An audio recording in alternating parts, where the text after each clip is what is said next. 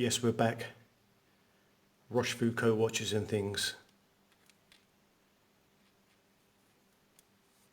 And today, one of my absolute favourites. Don't wear it a great deal. Tends to sit in the safe a bit more than I'd like it to. You might have actually seen it in my video I did on New Year's Day, which was taking a quick look into the watch vault. I've just had a visitor come out to see me at work where I live, and I asked them to bring it out with them because it's just delicious. It is a Rolex Datejust reference 16234.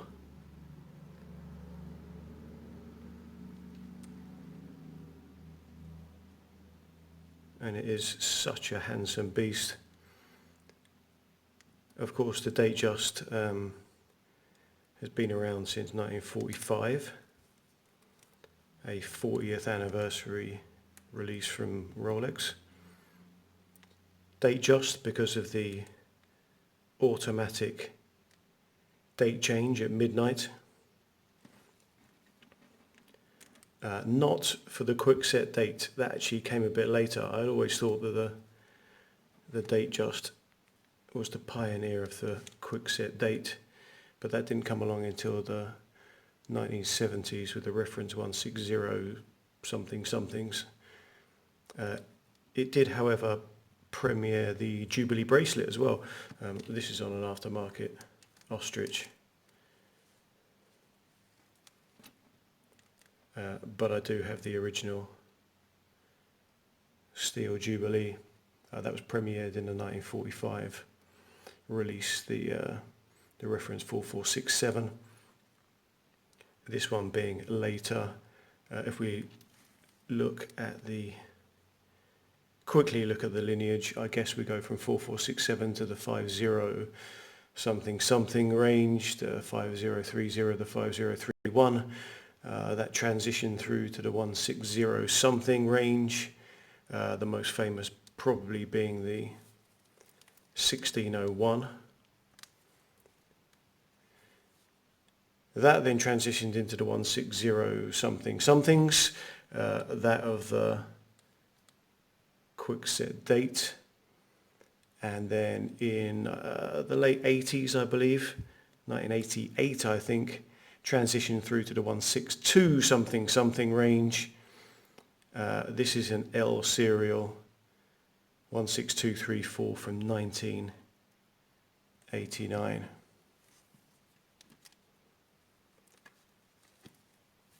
Through the Rolex standard stereo case back, you would find the caliber 3135 movement.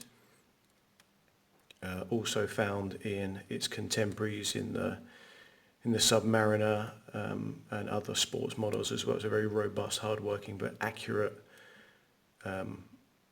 chronometer certified automatic movement. 36mm.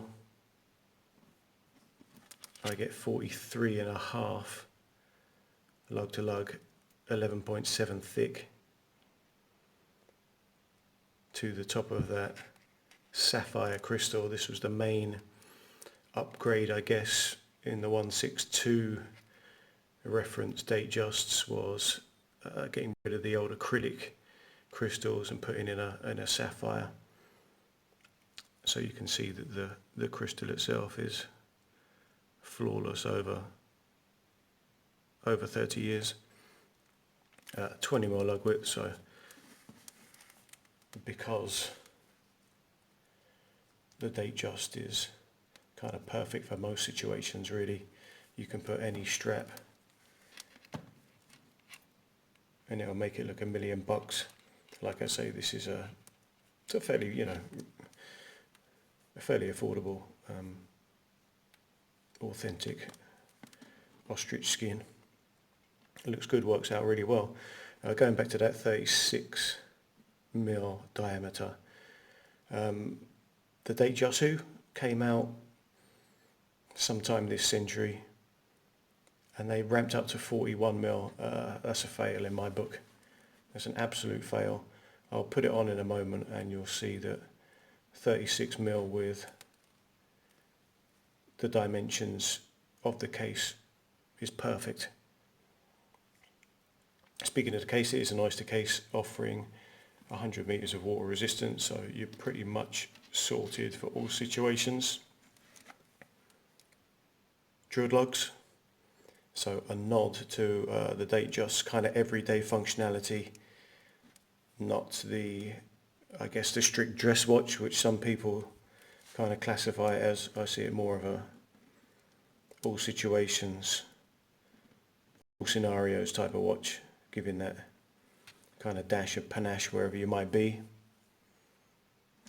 316L stainless steel case, crown, case back, and the Jubilee as well. Yeah, 316L stainless steel. Now Rolex of course do the 904L oyster steel, and that has been used since 1985, but I think just on the Sea Dweller. It wasn't until the 2000s that the 904L was used throughout the Rolex range. Let's get in a little closer if we can to that dial. The light's not working too well today. Oh, that looks okay. Fluted 18 karat gold, white gold bezel. Just shimmering off the lights. Looking fantastic. Similarly, white gold indexes.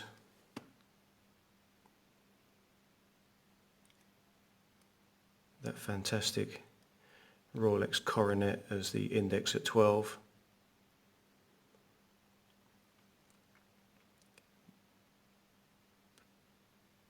On the face of it, pretty basic stick hands, but nicely faceted, so playing with the light. Originally a bit of a loom on those hands as well. And of course the Cyclops at 3 o'clock, giving really good magnification. As the eyes get older, the Cyclops comes into its own. But look at that, what a stunner. And we haven't even spoken about the dial yet. As you can see, a soft champagne, almost tuxedo dial with those linear stripes going from north to south, just offering another element of visual interest to go along with the facets on the hands, the indexes, that great fluted bezel. I'm a big fan of a fluted bezel on the Datejust. Out of the ones that are on offer, I'll probably take a fluted every day of the week.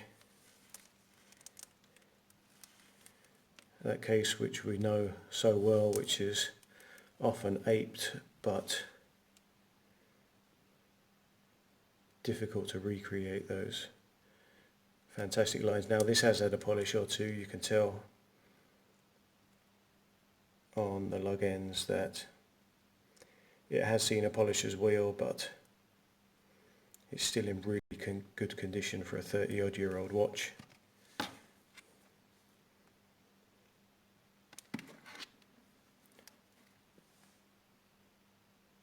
The 16234, and there is that glorious 36mm diameter 43.5 lug to lug Datejust sitting on my bang average 7-inch wrist.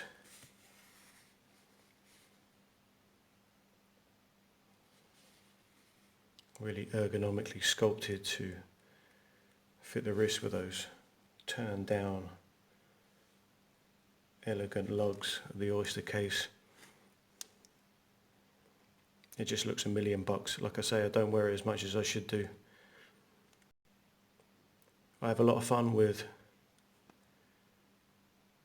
budget, $200, $300 watches. I like a good $20 Casio, you know. I wear them most days. And when you get a watch that is, I don't know what this is worth, probably, I don't know, $4,000 or something. And when you work in the environments I work in, it's probably better off sitting in a safe, but when I get it on, it just is perfection. So let's summarise then. The Rolex Datejust. For all that Rolex fuck me off with this pricing and supply policy that they've had for the last few years. I mean, you can walk through major cities in the world to multiple ADs and not see anything but an Oyster Perpetual and a Datejust 41. Just keep them. Don't even put them on display. And that's a bit of a wind-up, you know. But when they do it right, they do it right. And this 16234 from 1989 just does it right. And it is one of my absolute favourites. Roshfooco watches and things. I'm out.